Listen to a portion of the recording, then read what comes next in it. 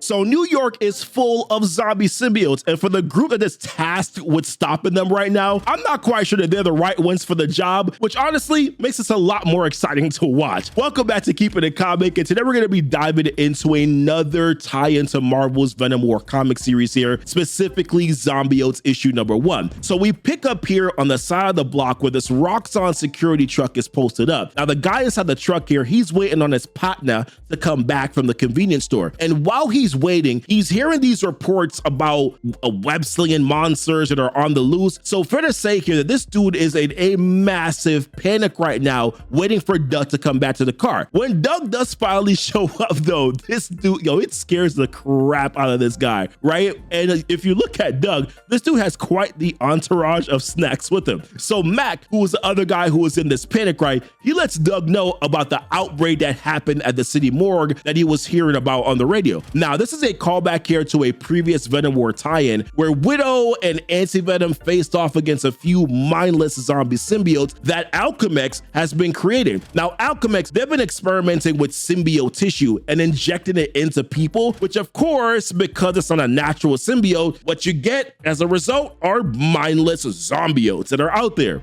So Doug, this dude is being all naive about it. He's still standing outside of the truck, by the way, hasn't even entered the truck as of yet. He's like, I'm not concerned about the potential zombie apocalypse, as he calls it, because he's like, yo, listen, this is New York. If there is an outbreak, we have a lot of capable heroes who can handle it. And just right when he does say that, we see this nice little shot here of Spider-Man just like swinging above the thing. It's a beautiful shot, I'm not gonna lie to you. But let's keep it real though. Spider-Man, if you've been following the Venom War series, he has his own issues to worry about here. So right when Doug was about to actually finally come into the vehicle now, Doug, yeah, he disappears. And then we see what looks like blood spatter above him. And when Mac looks down, he sees like a mindless symbiote taking a bite out of Doug. Only thing that he can say is, just drive. But let's be real, we all know it's way too late for that at this point. So later on, right, we pan over to the school bus that has been turned over, and we see nothing but zombiotes that are on the ground. And trying to fight them off are Jennifer Walters, aka She-Hulk, and Patsy Walker, aka Hellcat. Now, She-Hulk, she's not too fond of this name Zombiotes for whatever reason,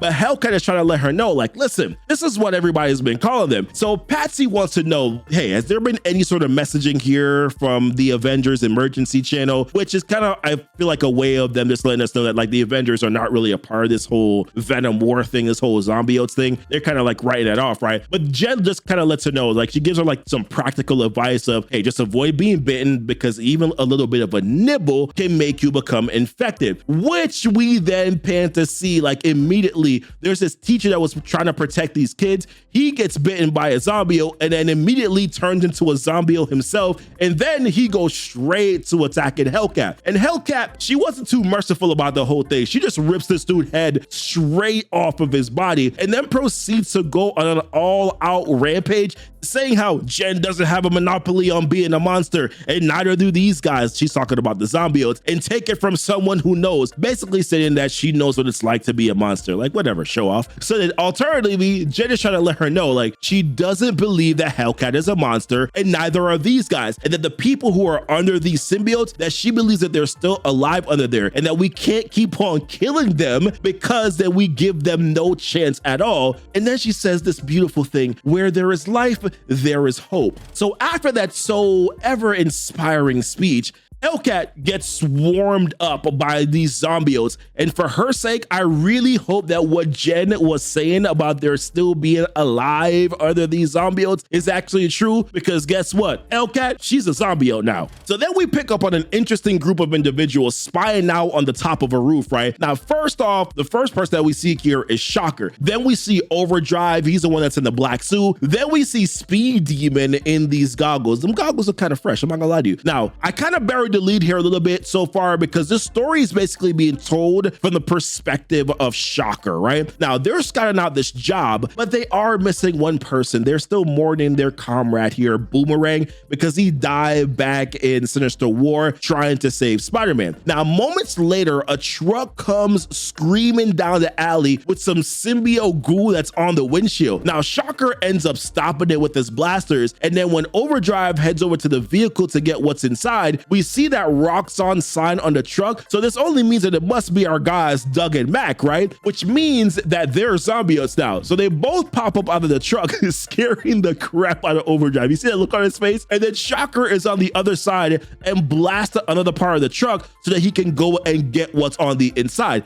And when he heads to peek what's inside, Speed Demon's like, you know what, bro, this is not worth it. And then he just like tries to run away. But one of those Zombiotes hits him with the scorpion, get over here, and then yanks him back with the symbiote web. And then he bites him on the neck, while another one tries to bite Overdrive as well. So Shocker, you know, reading the room, right? He's like, okay, every man for themselves, and he just starts booking it to the car. Overdrive was somehow able to get free, and then he jumps on top of the car that Shocker's driving. And Speed Demon, this dude is over here going through the transformation from demon to like symbiote. Listen, I tried it, guys. It wasn't the best joke. Let's just move on, all right? So then Shocker, he's driving away from the scene. Overdrive is on top of the car because Shocker just won't let him get in. So Overdrive is like, fine, if you won't let me in, drive faster, much faster, because remember now, Speed Demon is a zombiote. And if they do not kick it into Overdrive, pun intended, they are as good as fried. So Shocker, he cuts a deal with Overdrive and says, all right, listen, I'll let you behind in the car,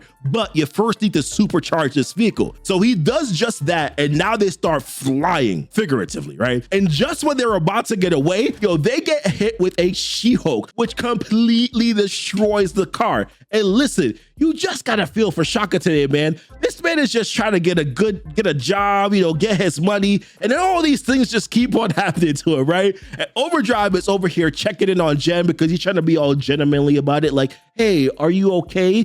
To which Jen is like, yes, I am fine. Shocker, of course, he's just concerned about what's currently in the box that he stole. And Overdrive is like, hold on, wait, pause for a second here. Like, what could be so strong to knock an Avenger off of their feet? Well, you might have hoped that you didn't ask that question, because in comes a whole army of Zombiotes led by Hellcat, Speed Demon, and I think that's either Mac or Doug that's over there to the left. They are all just charging directly at him.